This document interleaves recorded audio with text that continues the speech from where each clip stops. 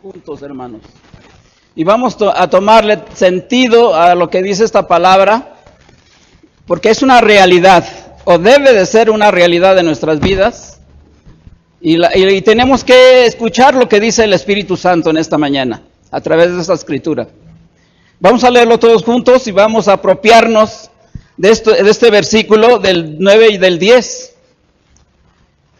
Mas vosotros sois linaje escogido, real sacerdocio, nación santa, pueblo adquirido por Dios, para que anunciéis las virtudes de aquel que os llamó de las tinieblas a su luz admirable.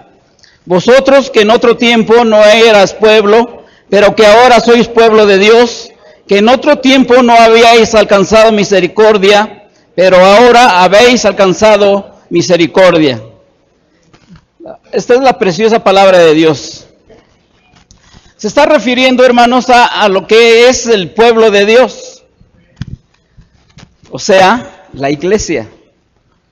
Este es uno de los nombres de la iglesia que es poco usado, al menos al principio en la iglesia primitiva y lo que es cuando surgió la iglesia católica, hasta el siglo pasado, se desconocía este nombre del pueblo de Dios.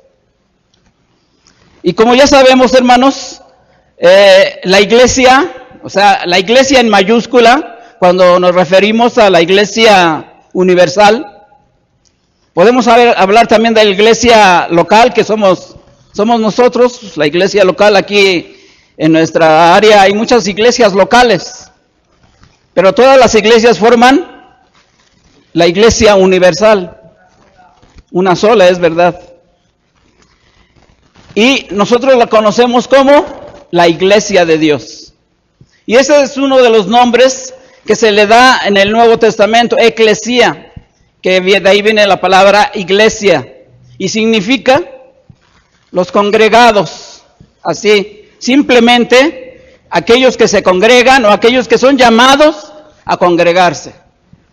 Pero esta palabra eclesia no solo es una palabra que se usaba de una manera regular, normal, o sea, para todas las cosas, no solamente para la iglesia, no solamente para las cosas, digámoslo así, sagradas, sino cuando hay una reunión política también era una eclesia, una iglesia. Pero fue tomada por el Nuevo Testamento en griego, y ahora conocemos como eclesia y sabemos que esto pertenece a la iglesia en realidad ahora, o sea, la iglesia. En el Nuevo Testamento podemos encontrar diferentes nombres a la iglesia que le da incluso el apóstol Pablo, y podemos hallar varios nombres de la iglesia, para que nosotros, son imágenes que representan la iglesia. Por ejemplo, cuerpo de Cristo. La iglesia es llamada el cuerpo de Cristo, porque en realidad la iglesia es como si fuera Cristo en persona. Nosotros somos Cristo en persona. O sea, nosotros representamos a Cristo en la tierra. También podemos llamar a la iglesia la comunidad de los redimidos, aquellos que se juntan porque han sido redimidos por el Señor Jesucristo. La comunidad de los santos, aquellos que han sido llamados a una vida aparte, a una vida diferente. O sea, una vida que glorifique a aquel que nos llamó, o sea, Dios, en la persona de Jesucristo. También somos llamados el rebaño de Dios. Todos aquellos que Dios ha juntado de entre todas las naciones, somos el rebaño de Dios. Nosotros somos el rebaño de aquí del DF o de Tlanepantla, como quieran llamarlo. Somos la familia de Dios. Somos el edificio de Dios. O sea, las cuatro paredes que nos rodean aquí no es la iglesia, nosotros somos la iglesia. Pero nosotros somos ese edificio de Dios donde Dios mora. Nosotros somos la iglesia del Dios vivo, la novia de Cristo. Y hay otros títulos más, muchos más, que se le dan a la iglesia y que el apóstol Pablo trata de decir que esto es la iglesia y apunta hacia una realidad en la cual solamente podemos vislumbrar en Dios mismo. O sea, nosotros somos lo que, somos ahora lo que tal vez no deberíamos ser, o vamos a llegar a ser lo que Él quiere que seamos, la verdadera iglesia. O sea que entender lo que es la iglesia, hermanos, este es un sermón así rápido, o sea, de lo que es la iglesia, pero lo que es la iglesia abarca muchas cosas interesantes, muchas cosas preciosas que necesitaríamos saber, pero es necesario entender lo que es la iglesia, porque es de gran importancia. ¿Quiénes somos nosotros como iglesia? Ya que entender lo que es la iglesia, vamos a entender cuál es nuestra tarea como miembros de esa iglesia, ¿sí? Y también, ¿cuál es la tarea que Dios nos da? Porque tenemos una tarea que tal vez aquí nos dieron, o sea, claro, es bueno, pero hay una tarea que Dios nos da. Es una tarea que Dios quiere que nosotros realicemos y que nosotros hagamos. O sea, ¿qué papel juega la iglesia local? O sea, ¿qué papel jugamos como iglesia o como congregación local?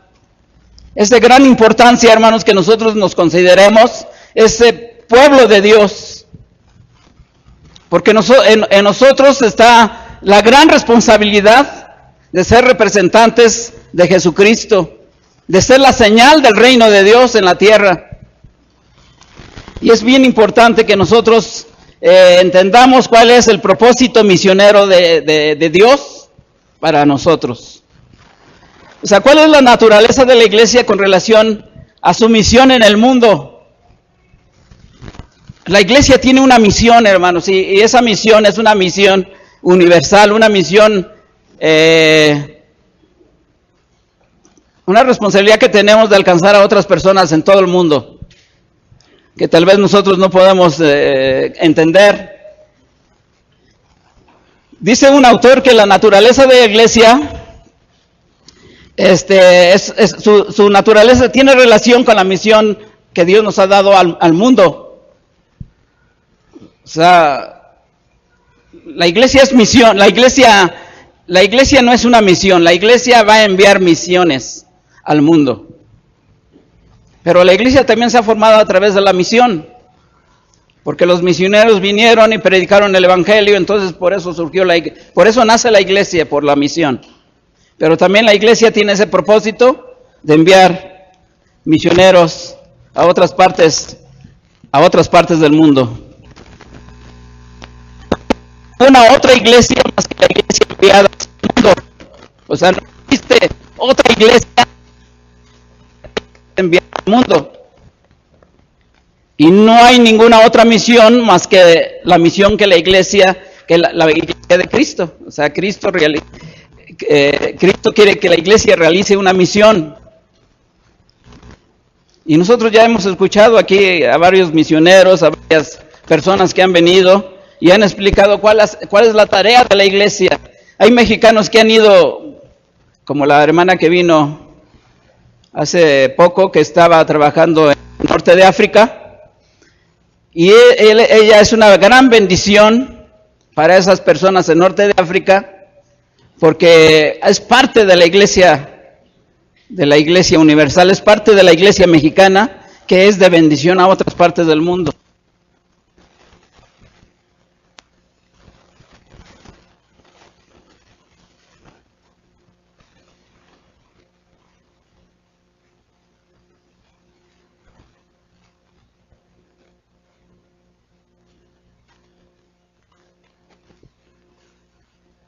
Hermanos, a este pasaje, más bien a este versículo, voy a tener más cuidado de ya no tumbar esto.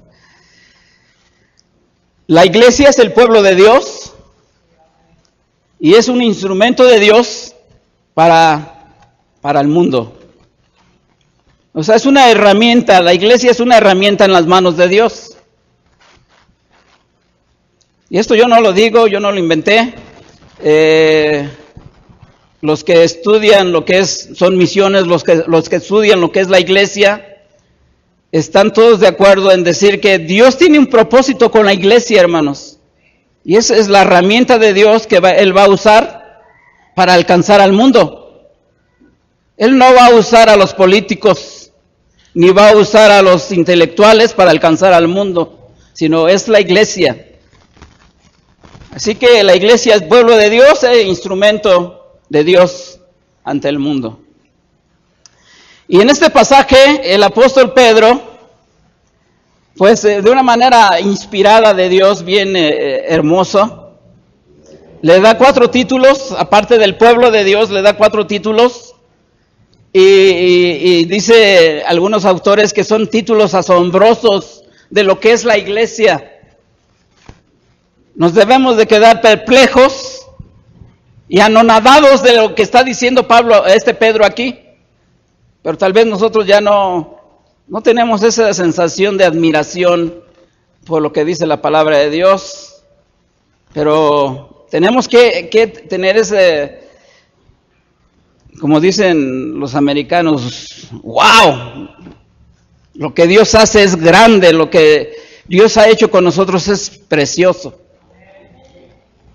Por eso dice la palabra de Dios, el apóstol Pedro, más vosotros, y esto está refiriéndose al contexto, claro, pero no vamos a ver tanto el contexto, pero vamos a tratar de vislumbrar lo que dice Pedro en estos versículos. Mas vosotros sois linaje escogido. Linaje escogido. O sea, Pedro les habla a los creyentes y les comunica estas buenas noticias, hermanos. Son buenas noticias de que ellos como pueblo de Dios son linaje escogido y por lo tanto poseen privilegios tremendos, pero también todo esto es con un propósito. Todo esto es con una razón de ser. O sea, la iglesia tiene razón de ser. No es nada más existir por existir, sino la iglesia tiene algo más que hacer. Antes de explicar un poquito lo que es ese del linaje escogido, quiero recordar que también el apóstol Pedro dice en el versículo 11 dice: amados, yo os ruego como extranjeros y peregrinos en el mundo. Y esto ya lo había tocado en el versículo 1 de 1 Pedro 1. Dice Pedro, apóstol de Jesucristo, a los expatriados de la dispersión en el Ponto, Galacia, Capadocia, Asia, Bitinia, y así podemos irnos nombrando donde existe la iglesia del Señor Jesucristo, hasta llegar a San Lucas Patoni. Los expatriados, nosotros somos de este mundo, pero estamos en este mundo, pero no somos de este mundo. Somos mexicanos, pero no somos mexicanos. Pertenecemos a otra nación. Pertenecemos a otro reino. Eso debe quedar claro en nuestras mentes, hermanos. O sea, no somos de este mundo. Y por eso dice extranjeros en el mundo. Así que nosotros como verdaderos discípulos del Señor, dice, y Pedro lo explica en toda la carta, que como extranjeros en el mundo debemos de soportar los sufrimientos en este mundo, porque este mundo no es nuestro, pero sí nos manda el Señor vivir en él, sí nos manda el Señor alcanzar este mundo. O sea, este mundo como extranjeros nos va a rechazar, este mundo como extranjeros nos va a despreciar. Como resultado vamos a recibir escarnio y desprecio. Vamos a experimentar sufrimientos, a causa del nombre de Cristo. La semana pasada hablé un poco acerca de lo que es el discipulado, y el discípulo tiene la virtud y el don de sufrir, pero no sufrir por sufrir, sino de sufrir por Jesucristo y por el Evangelio, por la causa de Cristo. Es por lo que tenemos que sufrir, y es lo que dice el apóstol Pedro en toda su carta. Así que, hermanos, somos extranjeros y peregrinos. Es lo primero que el apóstol Pedro nos dice, y no aboga porque nosotros abandonemos el mundo, sino para que vivamos en él de una manera digna de Jesucristo. Eso es lo que nos está mandando, y exhorta a los cristianos a vivir vidas que glorifiquen a Dios en el mundo y hacer lo que es bueno. Porque dice, si sufrimos haciendo lo que es malo, pues lo merecemos. Pero si sufrimos haciendo lo que es bueno, entonces es ahí donde nosotros estamos glorificando el nombre de nuestro Señor y Salvador Jesucristo. Así que somos linaje escogido. Y si leemos a Pedro, primera y segunda de Pedro, vamos a ver que Pedro no utiliza el término iglesia en ninguna de sus cartas. Así que recurre a varias expresiones para describir al pueblo de Dios. Él describe a los seguidores de Jesucristo como escogidos de Dios, extranjeros en el mundo, y según Pedro, los creyentes son el pueblo escogido, un sacerdocio real, una nación santa, un pueblo que pertenece a Dios. ¿Por qué somos linaje? ¿Qué es un linaje, hermanos? ¿Qué linaje tenemos nosotros? ¿Provenimos de alguna realeza? Humanamente hablando, no sé. Tal vez mi antepasado fue Cuauhtémoc, y puedo decir, vengo tengo un tío que fue rey, o un antepasado que fue rey. Pero nosotros, ¿qué podemos decir? ¿De quién somos linaje, hermanos? Somos linaje de Dios, del Rey de Reyes. Por eso nosotros somos linaje escogido. Y es aquí donde también entra esta palabra de escogido, de escogidos en Cristo. El versículo 2 también nos dice esto, hermanos. Capítulo 1, versículo 2. Dice, elegidos según la presencia de Dios Padre, en santificación del Espíritu, para obedecer y ser rociados con la sangre de Jesucristo. Gracia y paz os sean multiplicadas. Elegidos según la presencia de Dios Padre, en la santificación del Espíritu Santo, para obedecer y ser rociados con la sangre de Jesucristo. ¿Qué más, hermano? Nosotros somos eso, escogidos de antemano por Dios, con el poder del Espíritu Santo, y rociados con la sangre de Cristo. Eso es lo que somos como iglesia, hermanos, escogidos en Cristo. Y también habla acerca de que Jesucristo, el mismo Jesucristo, fue elegido. Dice, el 19 y 20 dice, sino con la sangre preciosa de Cristo, como de un cordero sin mancha y sin contaminación, y ya destinado desde antes de la fundación del mundo, pero manifestado en los postreros tiempos, por amor a nosotros. Así que hemos sido nosotros elegidos, no por lo que nosotros somos, ni por lo que pretendemos ser, porque no tenemos nada que agrade a Dios, nada bueno.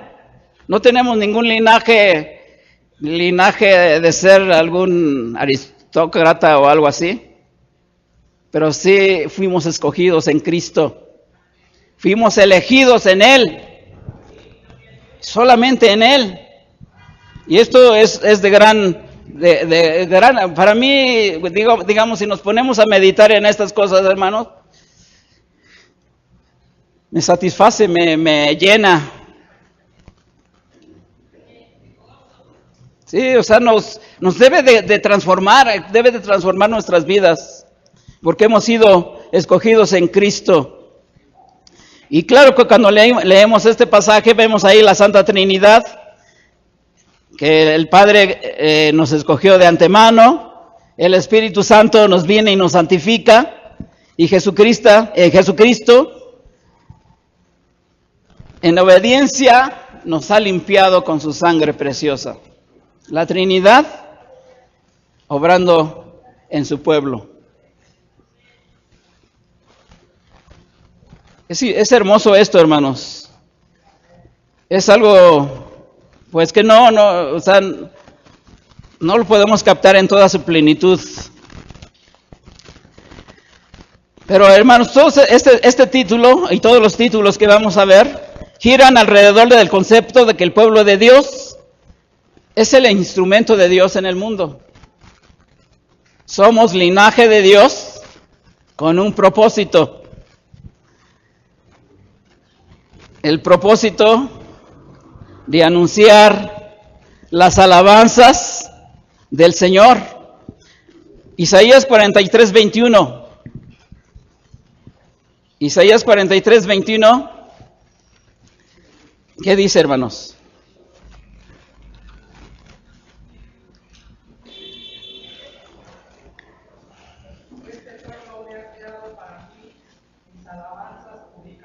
Este pueblo que he criado para mí, ¿qué dice? Mis alabanzas publicará. O sea, somos escogidos con un propósito, escogidos con una tarea de anunciar. Bueno, esto lo vamos a ver un poco más adelante, pero ya de hecho aquí nos está diciendo Isaías, las alabanzas del Señor publicaremos, hermanos. Esa es la tarea de la iglesia. Y no solamente se refiere a que estemos aquí cantando y publiquemos la gloria de Dios, porque la iglesia, hermanos, dice un autor, no solamente es introvertida, que se ve a sí misma, sino que es una iglesia extrovertida que se ve hacia afuera. Y la iglesia debe de tener esos dos aspectos adentro para afuera. La iglesia actúa no adentro, sino afuera, hermanos. Afuera de sus puertas, afuera de sus paredes. Estoy hablando ya del edificio. La iglesia actúa fuera. Y luego continúa el apóstol Pedro, ahí mismo en el versículo. Somos un real sacerdocio, una nación santa. Estos términos que usa el apóstol, estos términos los toma del Antiguo Testamento. Cuando el Señor saca a Israel de Egipto, que dice, quiero que vayan a Sinaí, al monte Sinaí, ahí yo les voy a dar ordenanzas, y ahí ellos me glorificarán. Cuando Moisés los lleva al Sinaí, se aparece Dios, y ahí Él les da ordenanzas. ¿Qué es lo que Dios les ordena, hermanos? ¿O qué es aquello que les declara el Señor en Éxodo 9:6? Cuando los reúne ahí en Sinaí. Sí, pero ¿qué dice, hermanos? 9:6. Quiero que ustedes lo busquen. Yo lo tengo aquí, pero búsquenlo ustedes, hermanos. Éxodo, capítulo 9, versículo 6.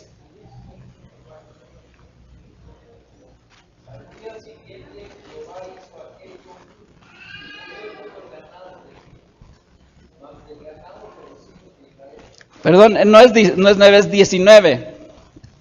19:6. Porque yo estoy escuchando que están leyendo otro.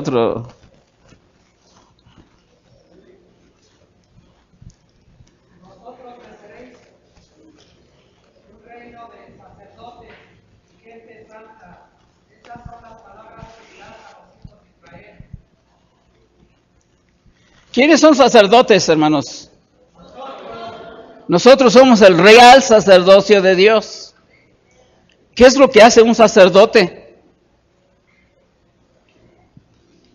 Intercede por Dios al pueblo.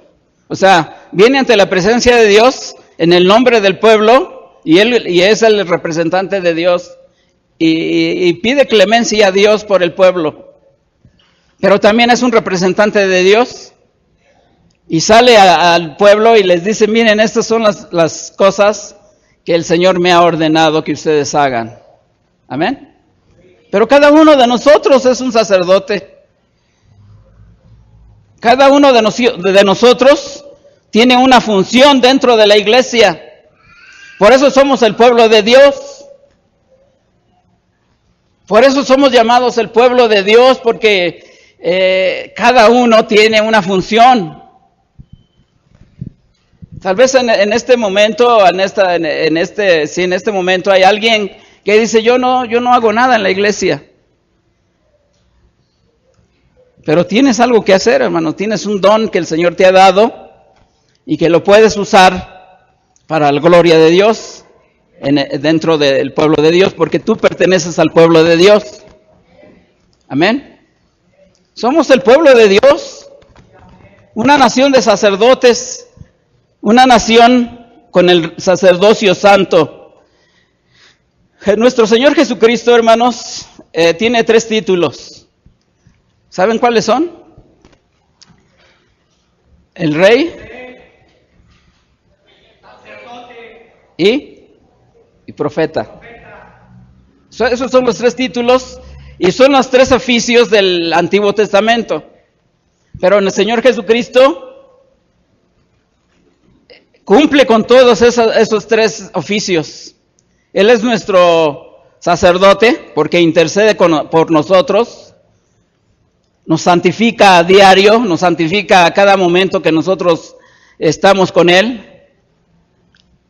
Es nuestro Rey porque Él nos defiende, Él lucha por nuestra causa.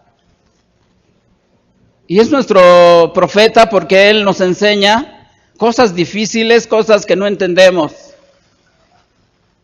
Así de sencillo, hermanos.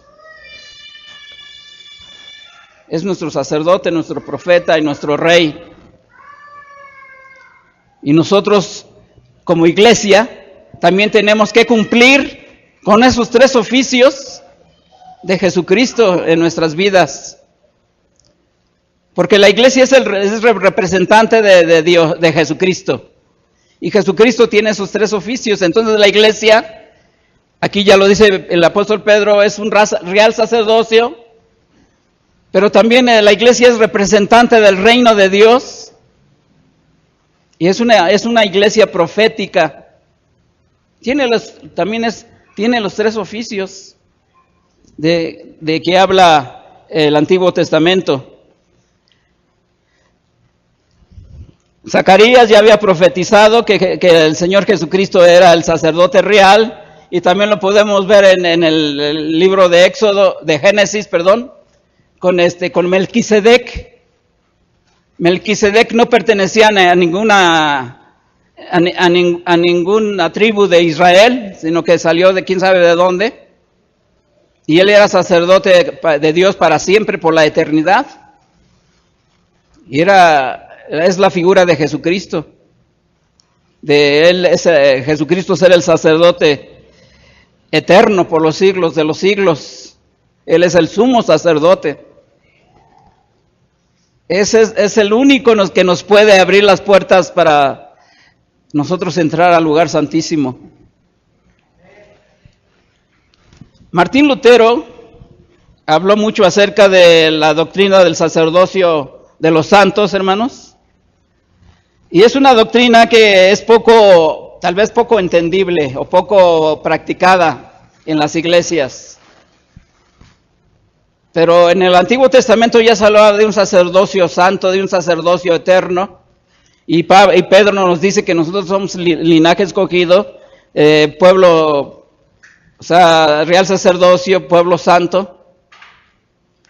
Martín Lutero decía, ya leyendo un poco acerca de lo que dicen los luteranos acerca de de la doctrina del sacerdocio de todos los santos, dice, por el cual todos los cristianos, hombres y mujeres, se convierten en ministros y sacerdotes de Dios, adquiriendo la misión de servirle durante toda su vida a partir de sus actividades personales, su trabajo, su vocación, sus dones, entendiendo que todos tenemos la posibilidad de alabar a Dios desde lo que hacemos en el mundo. Todos debemos de servir al Señor como sacerdotes ahí donde Él nos ha puesto, en nuestros trabajos, en nuestras escuelas, en nuestras actividades diarias. Tenemos que ser sacerdotes de Dios porque somos siervos de Él. Y tenemos que hacerlo porque tenemos esa esencia, hermanos, tenemos ese ADN en nuestro ser, como sacerdotes del Dios Altísimo. Amén. O sea, es una tarea, todo esto tiene un propósito, y el propósito es de servir al Señor en el mundo, de ser los instrumentos de Dios en el mundo. Y dice también que somos una nación santa. En los versículos 15 y 16, de ahí de 1 de Pedro dice, sino como aquel que os llamó es santo, sed también vosotros santos en toda vuestra manera de vivir, porque escrito está, sed santos, porque yo soy santo. Entonces somos una nación santa, hermanos. Pero cuando hablamos de nación santa, estamos hablando de que Dios nos apartó para Él, ¿sí? Pero también de una manera ética, moral, somos limpiados de nuestros pecados. Somos justificados de nuestros pecados. Estamos limpios delante de Dios. Somos santos en ese sentido también. A veces luchamos con ese sentir. Y el mismo apóstol Pablo luchaba con ese sentir de que pues ya él era santo, era justificado, pero aún todavía había algo en la carne que se revela, o algo en la carne que se revela de nosotros. Pero en sí, dice la Biblia, y dice Dios mismo, que somos el pueblo, somos una nación santa. Somos una nación santa, apartada para Él, para su servicio, para que podamos glorificarle donde quiera que nosotros nos encontremos. O sea, ahora somos esa nación santa, ya no pertenecemos a un mundo pecador, sino estamos apartados. ¿Cuáles leyes seguimos, hermanos, como nación? Como nación de santa de Dios. Seguimos las leyes de Jesucristo, ¿no? Seguimos las leyes y aún el decálogo que nosotros como cristianos a veces olvidamos, o como cristianos a veces decimos, eso ya no tiene nada que ver con nosotros. No es verdad, porque nosotros como nación santa tenemos que seguir obedeciendo a los 10 mandamientos, o al menos es recordarlos cada vez que estemos en aprietos y decir, Señor, tú nos has dicho esto y tengo que obedecer los 10 mandamientos. Sabemos que los 10 mandamientos ya no tienen ningún poder sobre nosotros, porque los 10 mandamientos nos condenan. Pero ahora ya eso ya no tienen el poder sobre nosotros. Ahora cumplimos los 10 mandamientos porque tenemos la virtud del Espíritu Santo para hacerlo. Y no por nuestras propias fuerzas, porque si lo queremos hacer con nuestras propias fuerzas, vamos a fracasar.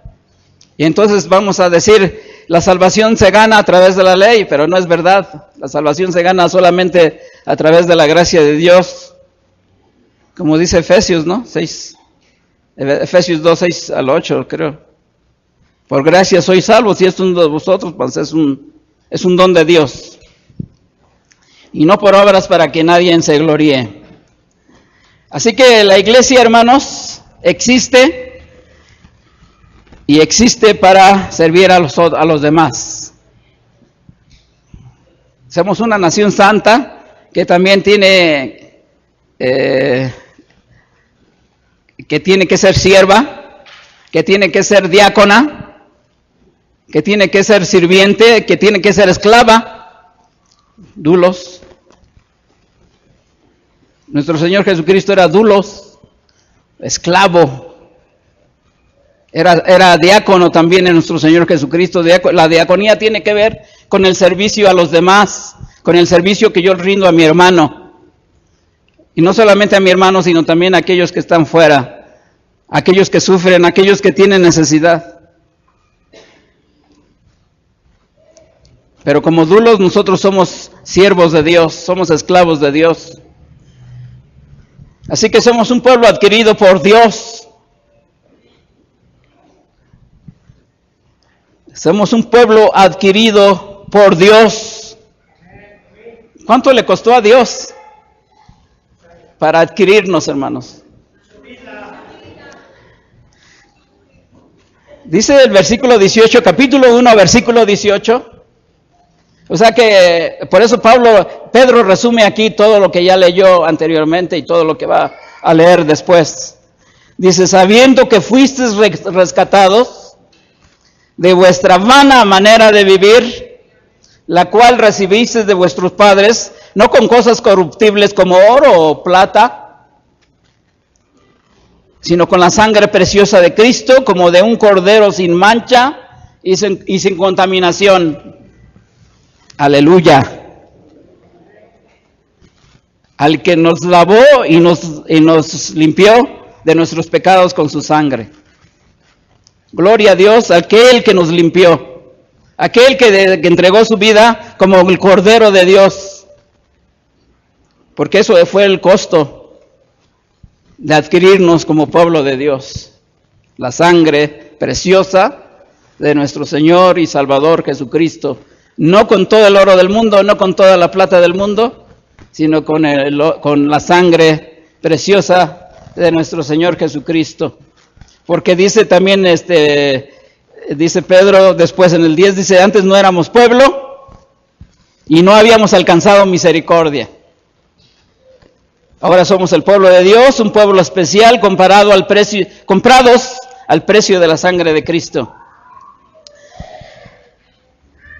Así que no somos un pueblo cualquiera, hermanos. Somos un pueblo llamado por Dios para servirlo. Y esa es la tarea esencial de la iglesia. La tarea esencial de la iglesia es servir a Dios. No servir a los hombres, servir a Dios. ¿Sí? Él es el único que debemos servir y debemos honrar. A Dios mismo. Dice el versículo 10, no, en el versículo mismo 9, dice, todas estas virtudes que el Señor nos ha dado es para que anunciemos, o todos estos nombres o estos títulos preciosos, es para que anunciemos las virtudes de aquel que os llamó de las tinieblas a su luz admirable.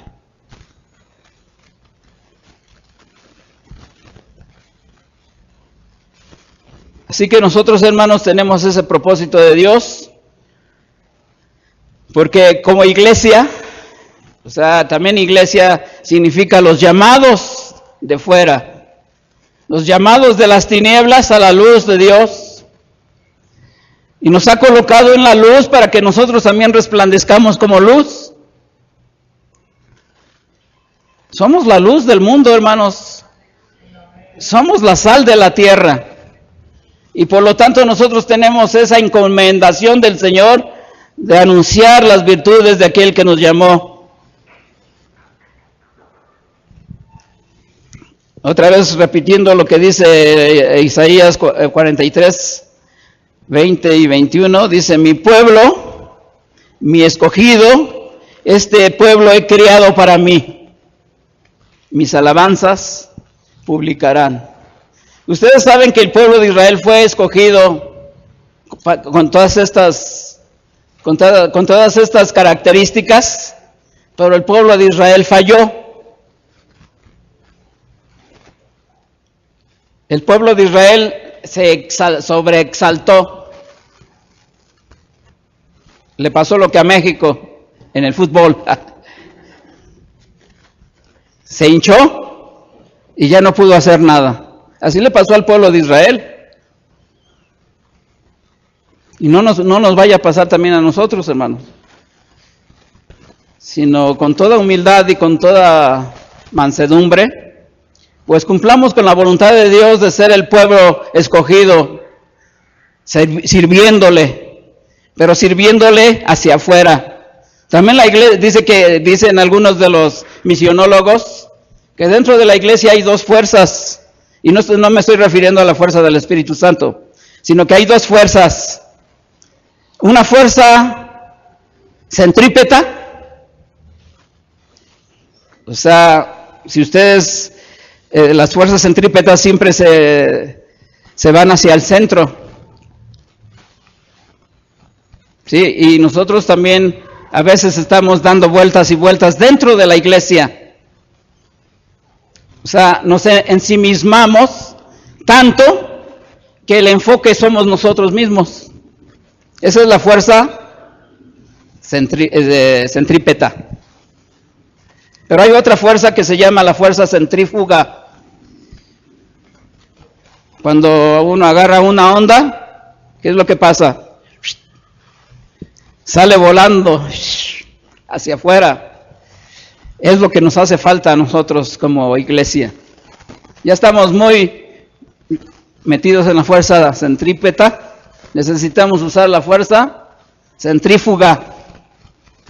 La otra figura es la ser introvertidos, o sea, ensimismarnos, mirarnos a nosotros mismos, luchar por nuestros problemas, luchar por nuestras cosas que suceden dentro de nosotros, pero ya es hora de extrovertirnos, hermanos, salir hacia afuera, buscar los problemas de otros, buscar las necesidades de otros, ayudar a otras personas que se están perdiendo, que están perdidas.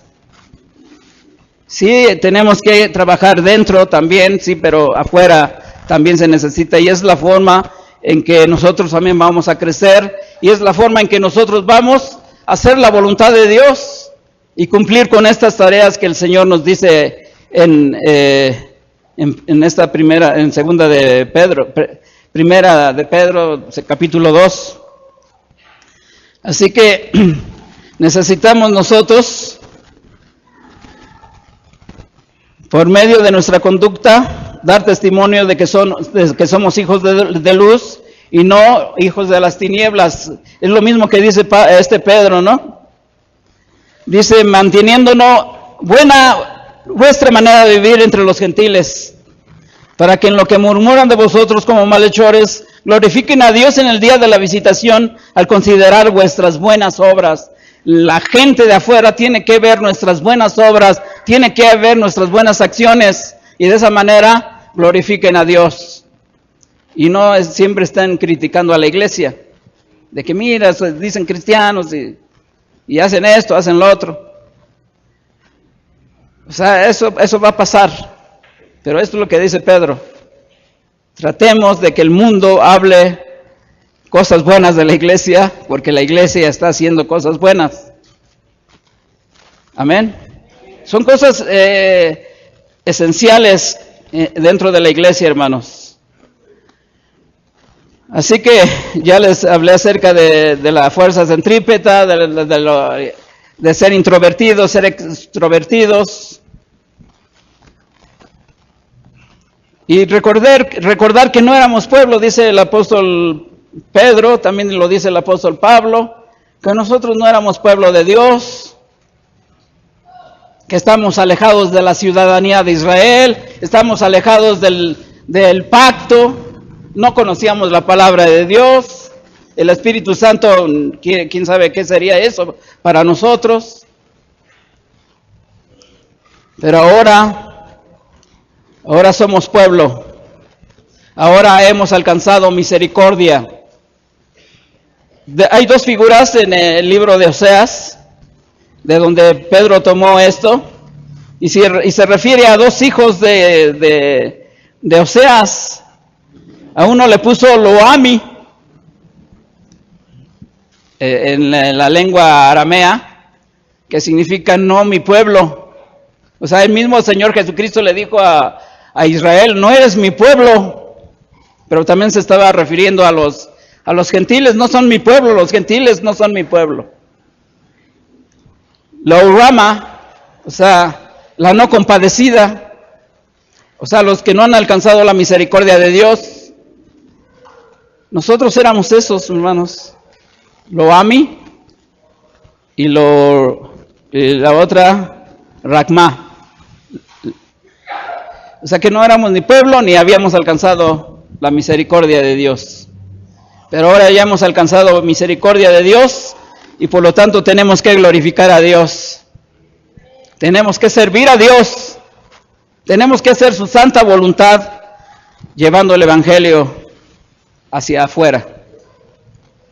Si hay amor entre nosotros, hermanos, dice la palabra de Dios, que el mundo se va a dar cuenta que nos amamos y entonces el mundo va a creer. Pero el mundo se va a venir a asomar en la calle, de la calle acá, para ver si nos amamos o no. Es necesario que nosotros vayamos afuera y le mostremos al mundo que sí nos amamos. Así que la iglesia, hermanos, es el pueblo de Dios, un pueblo singular, grandioso, con responsabilidades misioneras, un pueblo que se propaga a sí mismo, un pueblo que ayuda al prójimo, un pueblo que en el cual Dios ha mostrado misericordia y quiere que también esa misericordia sea mostrada a otras personas a través de nosotros. Somos el pueblo de Dios con la tarea de ser luz. En medio de las tinieblas tenemos la luz preciosa del Evangelio. Amén. O sea, el Evangelio es luz. Cuando anunciamos el Evangelio, estamos siendo luz al mundo.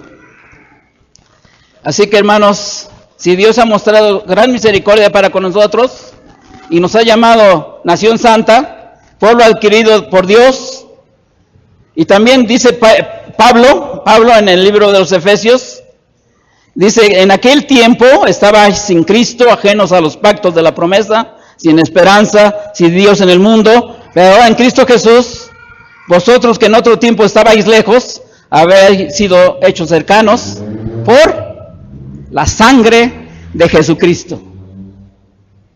Nosotros éramos gentiles, hermanos. Ahora nosotros somos el pueblo de Dios. Somos el pueblo glorioso y eterno de Dios. Así que, como dice también Pedro, ya que en los versículos 11 y 12, debemos de conducirnos con temor, como peregrinos, como extranjeros en este mundo.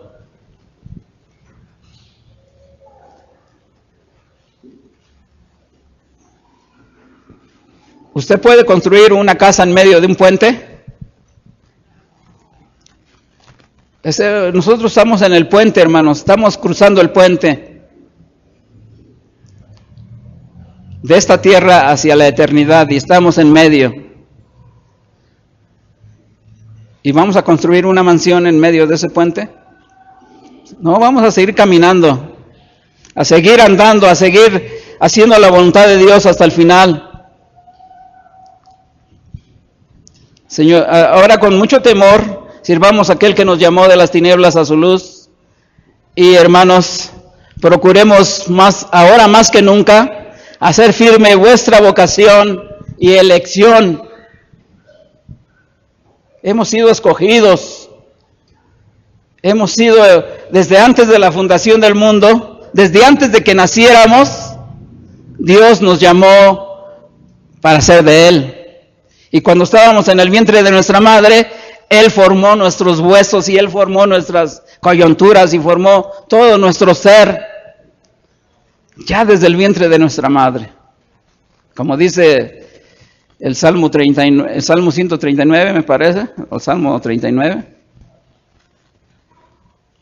Y también el libro de Jeremías 1:8, que dice que Él fue elegido, Él fue llamado como profeta desde el vientre de su madre.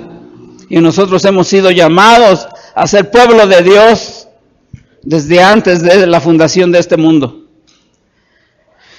Así que, hermanos, ya para terminar, recordemos que la iglesia tiene una tarea pendiente que realizar. Sí, es la gran comisión dada por nuestro Señor Jesucristo, a ir por todo el mundo y predicar el Evangelio.